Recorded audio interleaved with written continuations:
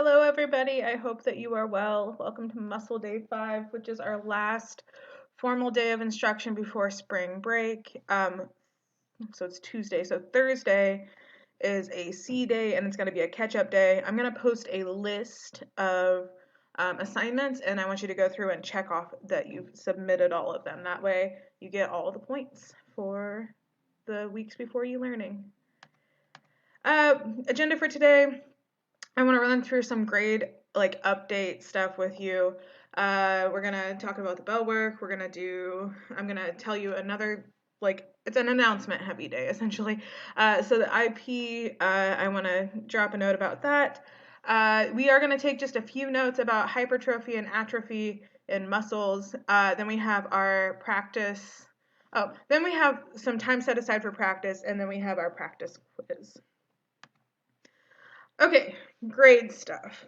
So hopefully you saw the email that came from ICS.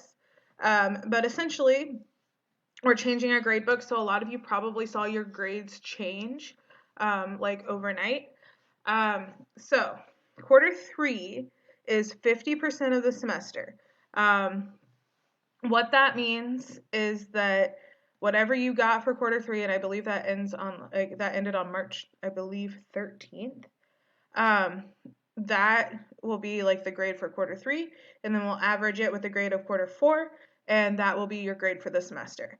Deal with quarter 3 because we got out of school and transferred to e-learning before it was benchmark week, and you lost that ability to remediate. We are going to be dropping your lowest mastery score.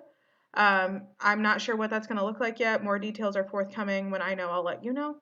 The other thing about quarter 3 is that I am accepting late work via email. That late work will, please email it to me instead of uploading it on the Google, because if it's emailed and it's labeled really well, it'll be easier for me to put in. So if you're emailing me skeletal IP number 1, make sure that that's what you're titling the email, what you're titling the document. That way that it's easier for me to get organized. Quarter 4. So we are now in quarter 4. It's also going to be 50% of the semester. The big change for this is that this is only practice points, okay?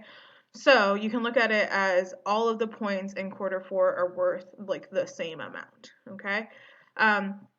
This means that it is super important to do online learning because your tests aren't skewing your grade high. So if you're just not doing the online learning assignments, that's going to be reflected really fast in your grade. For example, okay, let's say we have 20 points in the grade book, which is probably about what we have in the grade book right now for quarter 4. And you didn't do a 2-point assignment. That means that you have an 18 out of 20 for the quarter, which is a 90%. So if you didn't do the exit tickets, which are worth 1 point each, you're dropping your grade with every single point. Okay, so it's super important to do that IP, do that e-learning stuff, because I want to make sure that you get all of the points possible for quarter 4. The last thing about grade stuff is I would love it if you would check the grade book and contact me about missing work. So I've had a lot of people be like, hey, I turned this in, especially muscle IP number 1. So it seems like there's something weird going on with the Google Doc. So if you're missing an IP or you're missing a bell work, will you take a screenshot of it or take a picture of it and email it to me and be like, hey, I thought I turned this in, or I turned this in and it's in as a 0 in the grade book. That way I have it in my email. That would be fantastic. Email me if you have questions.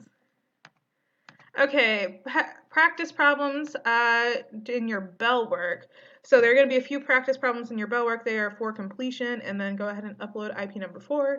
Speaking of IP, there's a key posted. It was posted on Friday's page. I'll probably post it again on today's page. It's a key for all of the IP. If you have questions, I saw a lot of people on Exit Tickets were like, hey, could you do an IP review? I don't know what your most common questions are, so check the key, but also come to office hours or email me if you have specific questions. My office hours are every day from 1 to 2. I would love to see your faces, but email me, come to office hours, and we can go over those IP questions. Okay, so we're going to take some notes. Notes you can call hypertrophy and atrophy. Starting with, starting with the definition of each one. So these two changes in muscle mass tend to be deviations from homeostasis. So remember, homeostasis is your body keeping itself regulated. So your homeostasis for your muscles is like the normal for your muscles, okay? And hypertrophy and atrophy are deviations from that. Atrophy is a thing that results in decreased muscle mass. So your cells are not supported and undergo apoptosis. So remember, apoptosis is programmed cell death, whereas necrosis is accidental cell death. Atrophy is also often triggered by external factors, such as a physical injury or a lack of exercise. So if somebody's on bed rest, their muscles might atrophy because they're not using their muscles. These are often correlated to a presence of a disease or injury. I'm so sorry, I can't speak today. Injury. For example, this can be ALS. People with ALS start to see muscle atrophy. Here's a picture of muscle atrophy. So on this side we have a normal leg, and on this side we have an atrophied leg. You can see the muscle is much smaller. With atrophy, oftentimes if you get a cast off, you'll see some atrophy of muscle. Okay, hypertrophy. Hypertrophy results in increased muscle mass. You end up with a larger cell size or volume. So this is often triggered by external factors such as overexercise or chemical supplements. You need additional proteins, so you need more actin and myosin, and you need more mitochondria to be releasing ATP so you can get more contraction. Here is a guy who has some hypertrophied muscles, so super big muscles. So he has more actin and myosin and more mitochondria in his muscles. Okay, so with atrophy, you have your muscle fibers shrinking, and with hypertrophy, you have them growing. Okay, muscle review. If you have questions on hypertrophy or atrophy, let me know. Email me. Come to office hours. It'll be great. Okay, muscle reviews. I want you at home to spend 10 to 15 minutes with your cards. So remember these cards that we made last class. Review the steps of muscle contraction using, this says white and purple, yours are whatever color you made them, using your cards for reference, so try to put them back into order. The goal is to remove the cards from your view and still be able to tell the story. Once you think you've got it, try working backwards in order, so be like, and this whole process ends when a new ATP shows up.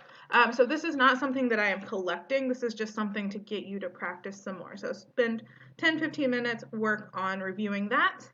And then we have our practice quiz. So the practice quiz is for accuracy, and it's full practice points. So you want to make sure that you're taking your time with it, you're answering the questions, and it's not going to be out of 8, it'll be out of 16, okay? IP for tonight is muscle IP number 5, last IP for the unit. Thursday is just going to be a catch-up day, so there'll be a screen posted with all of your homeworks that were due and all the e-learning stuff that was due, and I want you to just make sure you have it. So email me.